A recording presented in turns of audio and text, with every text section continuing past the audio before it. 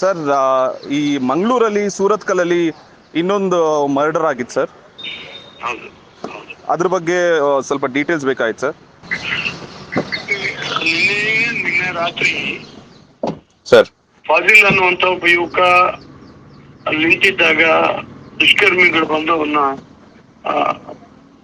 ಸಾಯಿಸುವ ಪ್ರಯತ್ನ ಮಾಡಿದ್ದಾರೆ. ಆಸ್ಪತ್ರೆಗೆ ತಗೊಂಡೋಗ್ಲಾಗಿ ಅಲ್ಲಿ ಡೆತ್ ಆಗಿದ್ದಾನೆ. ವಿಶೇಷವಾಗಿ ನಿನ್ನೆ ಪೋಸ್ಟ್ ಮಾರ್ಟಮ್ ರಾತ್ರಿ ಆಗ್ತದೆ. ಆಮೇಲೆ ಇವತ್ತು ಒಂದು ಬಾಡಿಯನ್ನ ಅವರ ಕುಟುಂಬದವರಿಗೆ ಹ್ಯಾಂಡ್ ಓವರ್ ಮಾಡಿದ್ದಾರೆ ಪೊಲೀಸ್ನವರು. ಅವ್ರ ಮನೆಗೆ ಹೋಗಿದೆ ಬಾಡಿ. ಎಲ್ಲ ಬಂದೋಬಸ್ತುಗಳನ್ನ ಮಾಡಿದ್ದೇವೆ ಮತ್ತು ಯಾರು ಅಪರಾಧ ಮಾಡಿದ್ದಾರೆ ಅವ್ರನ್ನ ಬೆನ್ನತ್ತಿ ಅರೆಸ್ಟ್ ಮಾಡುವಂತ ಎಲ್ಲ ಪ್ರಯತ್ನಗಳು ನಡೀತಾ ಇದೆ. ಸರ್, 2 ದಿನದಲ್ಲಿ ಈ ತರ ಮಚ್ಚು ಲಾಂಗ್ ತಗೊಂಡು ಹೊಡೆದಾಡಿರೋದು ಮಂಗಳೂರಲ್ಲಿ ಬಂದಿದೆ. ಸ್ವಲ್ಪ ಭಯಭೀತರಾಗಿದ್ದಾರೆ ಅಲ್ಲಿನ ಜನ. ಸೊ ಗೃಹ ಇಲಾಖೆ ಎಂತ ಕ್ರಮ ತಗೊಂತಿದೆ ಸರ್ ಸದ್ಯಕ್ಕೆ? ಖಂಡಿತ ಸರ್, ಯಾರಿಗೂ ಕೂಡ ಅಧೈರ್ಯ ಪಡುವಂತ ಅವಶ್ಯಕತೆ ಇಲ್ಲ. ಇವ್ರು ಯಾರೋ ಕಲ್ಪಿಟ್ಸ್ಗಳು ಕೆಲವೇ ಜನ ಇದನ್ನ ಮಾಡ್ತಾ ಇದ್ದಾರೆ. ಸಾರ್ವಜನಿಕವಾಗಿ ಯಾವುದೇ ಆತಂಕಕ್ಕೆ ಕಾರಣ ಇಲ್ಲ. ಅಲ್ಲಿ ಸಾಕಷ್ಟು ಬಂದೋಬಸ್ತುಗಳನ್ನ ನಾವು ಮಾಡಿದ್ದೀವಿ.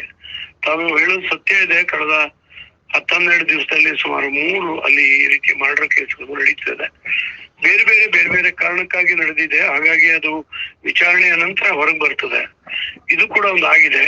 ಅದನ್ನ ಎಲ್ಲಾ ರೀತಿಯಿಂದ ಸ್ಟಾಪ್ ಮಾಡ್ಲಿಕ್ಕೆ ನಮ್ಮ ಪೊಲೀಸರು ರಾತ್ರಿಯಾಗಲೂ ಪ್ರಯತ್ನ ಮಾಡ್ತಾ ಇದ್ದಾರೆ. ಸರ್, ಅಲ್ಲಿನ ಮಾಜಿ ಶಾಸಕರು ಮೊಯ್ದೀನ್ ಬಾವ ಅವರು ಹೇಳ್ತಾರೆ ಪ್ರವೀಣ್ ಕೊಲೆಗೆ ಇದು ಪ್ರತ್ಯುತ್ತರ ಕೊಲೆ ಮಾಡಿದಾರೆ ಮತ್ತೆ ಅಂತ. ನೋಡಿ ಸರ್, ಅದಕ್ಕೂ ನಾನು ಅವ್ರ ಪಾಪ ಅವ್ರು ಹೇಳ್ತಾರೆ. ಆದ್ರೆ ನಾನೊಬ್ಬ ಗೃಹ ಸಚಿವನಾಗಿ ವಿಚಾರಣೆ ನಂತರ ಅಧಿಕೃತವಾಗಿ ನಾನು ಹೇಳ್ಬೋದು. ಓಕೆ ಸರ್, ಇನಿಷಿಯಲ್ ಆಗಿ ಇದು ಪ್ರೀತಿ ಪ್ರೇಮ ಅಥವಾ ಪರ್ಸನಲ್ ರೈವಲ್ರಿಗೆ ಏನಾದ್ರು ಆಗಿರೋ ಶಂಕೆ ಇದೆಯಾ ಸರ್? ಅದು ಊಹೆಗಳಿದ್ದಾವೆ. ಓಕೆ, ಅದು ಕನ್ಫರ್ಮ್ ಆಗದೇನೆ ನಾನೇನು ಹೇಳಲಿಕ್ಕೆ ಆಗೋದಿಲ್ಲ. ಆ ಆಂಗಲ್ ನಲ್ಲೂ ಕೂಡ ತನಿಖೆ ಆಗ್ತಾ ಇದೆ. ಆ ಆಂಗಲ್. ಸರ್, ಕೊನೆಯದಾಗಿ ಎಷ್ಟು ಜನ ಹೆಚ್ಚುವರಿ ಪೊಲೀಸ್ನ ನಿಯೋಜನೆ ಮಾಡಿದಿರಾ ಸರ್ ಅಲ್ಲಿಗೆ? ತುಂಬಾ ಜನ ಸರ್. ಒಂದು 2 ಬೆಟಾಲಿಯನ್ KSRP ಡ್ರಾ ಮಾಡಿದ್ದೇವೆ. ಓಕೆ, ಬೇರೆ ಹಾಕಿದ್ದಾರೆ. ಸುಮಾರು 5-6 ಸ್ಟೇಷನ್ ವ್ಯಾಪ್ತಿನಲ್ಲಿ 144 ಜಾರಿ ಆಗ್ತಾ ಇದೆ. ನಿನ್ನೆ 4 ಮಾಡಿದ್ರು, 2 ಮಾಡ್ಲಿಕ್ಕೆ ಯೋಚನೆ ಮಾಡಿದ್ದಾರೆ.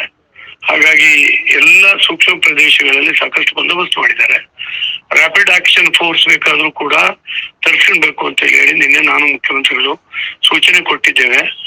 ಹಾಗಾಗಿ ಇದು ಎಲ್ಲೂ ಕೂಡ ಯಾರಾದ್ರೂ ಕಾನೂನು ಕೈಗೆ ತಗೊಳ್ಲಿಕ್ಕೆ ಪ್ರಯತ್ನ ಮಾಡಿದ್ರೆ ಖಂಡಿತವಾಗೂ ಅವರಿಗೆ ಸೂಕ್ತವಾದಂತ ಇದನ್ನ ಕೊಡ್ಬೇಕು, ಅವ್ರನ್ನ ಅರೆಸ್ಟ್ ಮಾಡ್ಬೇಕು, ಕಾನೂನು ಕ್ರಮ ಅವ್ರ ಮೇಲೆ ಜರುಗಿಸ್ಬೇಕು ಅಂತ ಹೇಳಿದ್ದೇವೆ. ಯಾಕಂದ್ರೆ ಕರಾವಳಿ ಜಿಲ್ಲೆ ಸುಸಂಸ್ಕೃತರ ಜಿಲ್ಲೆ, ಅಲ್ಲಿ ಇದು ಮುಂದುವರಿಬಾರದು ಅನ್ನುವಂಥದ್ದು ಅವರೆಲ್ಲರ ಅಪೇಕ್ಷೆ ಇದೆ. ಈ ನಿಟ್ಟಿನಲ್ಲಿ ಪೊಲೀಸರು ಪ್ರಾಮಾಣಿಕ ಪ್ರಯತ್ನ ಮಾಡ್ತಾ ಇದ್ದಾರೆ. ಸರ್, ಕೊನೆಯದಾಗಿ ಸರ್, ನೀವು ಏನಾದ್ರು ಕರಾವಳಿಗೆ ದಕ್ಷಿಣ ಕನ್ನಡ ಮತ್ತೆ ಭೇಟಿ ಕೊಡ್ತೀರಾ ಸರ್ ಇದಾದ ನಂತರ? ಹೌದು ಬರ್ತೀನಿ. ನಿನ್ನೆ ರಾತ್ರಿ ಸುಮಾರು 10:30ವರೆಗೂ ನಾನಿದ್ದೆ. ಹೌದು ಸರ್. ಹಿರಿಯ ಅಧಿಕಾರಿಗಳ ಜೊತೆನಲ್ಲಿ ಮಾತನಾಡಿ ಮಾಡಿ ಬಂದಿದ್ದೀನಿ.